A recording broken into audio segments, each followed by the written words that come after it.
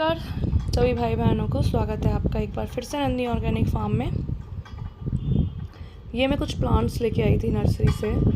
Recently मैं 2 महीने पहले ही यहाँ पे शिफ्ट हुई हूँ और मुझे बालकनी मिल गई है जिसमें धूप अच्छे से आती है। लास्ट जहाँ मैं रह रही थी वहाँ पे ना बिल्कुल भी बालकनी में धूप नहीं आती थी, तो मैं कोई प्लांट वहाँ पे नहीं ग्रो कर पाई। तो अब तक जो मैंने प्लांट्स लगाए थे लास्ट 2 and 3 मंथ में, वो सारे कटिंग वाले थे नॉर्मली, या फिर कुछ 1-2 प्लांट्स मेरे पास पहले थे। धीरे धीरे करके मैंने कुछ प्लांट्स लगाए हैं। तो आज ये 4-5 प्लांट्स थे, तो मैंने सोचा क्यों ना मैं इसकी वीडियो रिकॉर्ड कर लूँ। तो ये कुछ गमले थे जिनमें मैंने सीड्स लगाए थे कि अगर सीडलिंग हो जाएगी तो मैंने प्लांट करूँगी, लेकिन सीड्स नहीं ग्रो हुए तो मैंने इन्हीं को निकाल के मिक्स कर लिया। और ये मेरा कुछ वेजिटेबल के सूखे छिलके वगैरह होते हैं जिन्हें मैं हमेशा एक डस्टबिन टाइप का मैंने लिया हुआ है, इसमें भर लेती हूँ। डस्टबिन इसलिए कि मेरी बालकनी का जितना भी, जब भी मैं झाड़ू लगाती हूँ तो ऑब्वियस ही बात है कि बालकनी में से मिट्टी आती है, तो मैं उसे फेंकने की जगह इसी डस्टबिन में कलेक्ट कर लेती हूँ। तो ये मैंने सबसे पहले पान का पेड़ लेके आई थी। बहुत दिन से देख रही थी मुझे पान का पेड़ कहीं पे मिल जाए, बहुत मन था मेरा ग्रो करने का। तो पहले पान के प्लांट को लगाया, इसलिए मैंने सबसे छोटा वाला पॉट लिया। ठीक है, उसके बाद में ये मेरे पास में सारे पुराने पॉट रखे हुए थे जिनमें अब तक मैं कुछ नहीं लगा पा रही थी। तो ये मैं मोरपंख वाले पेड़ लेके आई थी। मतलब हमारे इधर तो इन्हें मोरपंख ही बोलते हैं, बाकी इनके बहुत सारे अलग अलग नाम हैं। आई थिंक कोई गोल्डन क्रिस्टल करके भी कुछ बोलता है। तो ये सारे थोड़ी सी, जब भी हम प्लांट्स को लगाते हैं ना, तो मिट्टी थोड़ी रूट से हमें लूज़ कर लेनी चाहिए, क्योंकि काफ़ी दिन से वो उतने ही स्पेस में पैक होते हैं। और ज़्यादा मिट्टी ना हटाएं, थोड़ी मिट्टी उसकी रूट से हटाएं, जिससे ना रूट उसकी डिस्टर्ब ना हो। तो ये सारे प्लांट्स मैंने सारे धीरे धीरे करके लगा दिए। मिक्सचर जो मैंने इसका बनाया था उसमें कोई ज़्यादा मैंने ऐसा नहीं बनाया कि कोकोपीट डाला हो या नीम खली डाली हो। सिंपल पुराने गमले की मिट्टी लेके और नई मिट्टी लाके ही मैंने ये डाल दिया। जब से मुझे ये वाली ट्रिक पता चली है कि जो हमारे कपड़े वाले जो बैग टाइप के आते हैं, इन बैग्स को मतलब काट के अगर हम नीचे लगा देते हैं तो कंकड़ वगैरह रखने से ज़्यादा अच्छा काम करता है। तो मैं सिंपली इन्हें ही लगाती हूँ, है ना। अब ये बीच में पता नहीं, मैं शायद कुछ लेने गई थी, तो हाँ, इस वाले डिब्बे में छेद नहीं थे, तो मैं गैस पे जाके इन पे छेद करके लाई। और ये मेरा पुदीना का प्लांट था। पुदीना मैंने कई बार ग्रो किया है, ग्रो हो जाता है, लेकिन इसे पानी बहुत चाहिए होता है। बीच में जून में 1 मंथ के लिए मैं घर पे गई, नॉट 1 मंथ, फॉर 22 डेज़, तो ऑलमोस्ट ये सूख गया। तो फिर से मैंने अब लगाया है। होपफुली अब की बार हो जाए, क्योंकि काफ़ी मेरे पुदीना के पेड़ ख़राब हो चुके। तो ये एक और गमला था जिसमें कुछ एलोवेरा लगे हुए थे, इसे ही मैंने खाली कर लिया। और फिर से इसमें इतने वर्मी कंपोस्ट ज़्यादा मिला हुआ था, तो पूरे में अच्छे से इसमें केंचुए निकल रहे थे।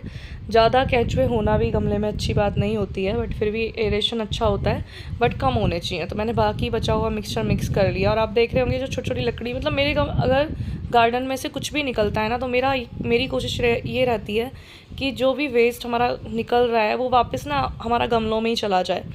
कभी कभी मैं कुछ बच्चे ऐसे कागज़ वगैरह भी फेंक देते हैं, तो उनके भी छोटे छोटे टुकड़े करके इस डस्टबिन में डाल देती हूँ। और जब भी कोई नया पॉट बनाती हूँ उसमें मैं लगा देती हूँ। और मेरे पास बहुत सारे सूखे छिलके हमेशा इकट्ठे हो जाते हैं, बट अभी मैंने 2-3 दिन पहले ही अपना कुछ तोरई और उनकी बेल लगाई हैं, जिसका मैंने पूरा तैयार किया था सॉइल मिक्सचर, तो सारा उसमें ख़त्म हो गया।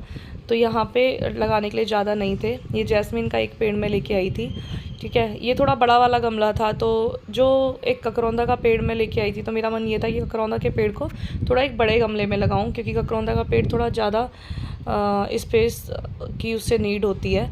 और मैं लगाओ से पहली बार रही हूँ, क्योंकि मैंने ज़मीन पे लगा हुआ देखा था। गाँव वगैरह में तो मिल जाते हैं, बट ये मैं केवल ट्राई कर रही हूँ कि होता है या नहीं होता है। और पता नहीं लगेंगे भी नहीं लगेंगे, बट मेरा पर्पज़ जो रहता है कि आपका गार्डन ग्रीन रहना चाहिए, तो इतना नहीं सोचना कि होगा नहीं होगा। अगर हमें कुछ फ्रूट्स नहीं भी मिल रहे, लेकिन फिर भी हमें ग्रीनिश तो और ऑक्सीजन तो प्लांट्स हमें दे ही रहे हैं, है ना। तो इसलिए हमें लगाने चाहिए। तो देखो ये प्रैक्टिकल कैसा रहता है पता चलेगा बाद में जो है। ऐसे ही मैंने एक सिंपली आम का पेड़ हो गया था, उसे भी लगाया, लेकिन मेरी बेटी बहुत शैतान है, उसने लेके उसे ऊपर से तोड़ दिया। अभी मैंने फिर दूसरा एक प्लांट भी ग्रो कर लिया है, उसे भी मैं इस तरीके से लगाऊंगी। हम लोग जितने भी गार्डनिंग वाले होते हैं ना, तो लगता बहुत सिंपल है, लेकिन मिट्टी का करना मतलब काफ़ी टाइम होता है। इतनी उमस हो रही थी इस समय पे, मुझे लगा बारिश होने वाली है।